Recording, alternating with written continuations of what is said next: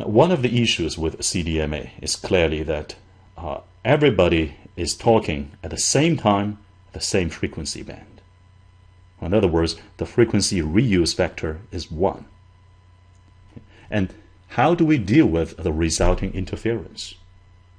Interference in the air for cellular network is the first example in this course of something called negative externality.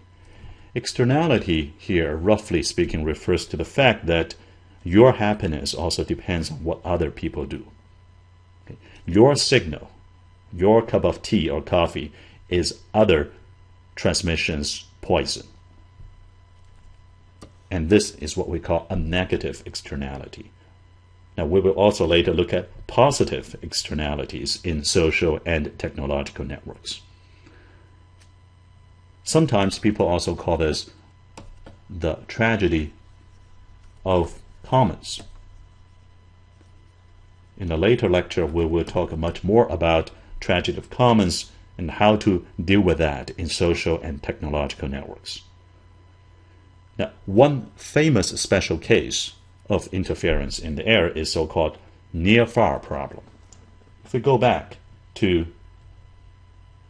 this picture, you see that a mobile station A is much closer to the base station than mobile station B. Okay? Your neighbor, or your friends, let's say, your friend's iPhone might be much closer than your Android phone to the base station. Maybe your friend is sitting right beneath the cell tower, the base station. And therefore, the distance it traverses is much shorter, and the signal received at the base station is much stronger than yours. And it can drown out your signal. And that is what we call the near-far problem. The near user will overwhelm the farther away user's signal. Now, there was a simple solution provided by Qualcomm in the late 80s that uses the idea of feedback control. Now, later we'll see much more complicated feedback control in a network. In this case, this is a simple one hop from the base station to different mobile stations. The degree of freedom here is exactly transmit power. Okay? And it says that, well, adjust your transmit power based on where you are.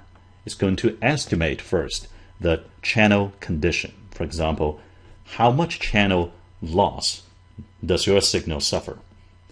And then it would reverse that. Say if your channel loss is a factor of 2, okay, and the other is a factor of 0.9, for example, okay, then I will tell you, look, you should multiply your signal strength by a factor of 2, and you should multiply by a factor of 1 over 0.9, which is much smaller than 2. Then this power adjustment would cancel out the effect of the channel attenuation, and then I will have equalized received signal power from both of you at the base station. So this is a simple algorithm. There's no iteration, okay? And it is through a central command by the base station. And it suffices to achieve equalization of received signal power. And without this feedback control to take up the near-far problem, you will never be able to implement CDMA because the amount of interference would be just too much. Now, what if you need to achieve a target signal quality which might be different for different mobile stations? Not just simply equalize all the received power. And that was the challenge in the early 90s.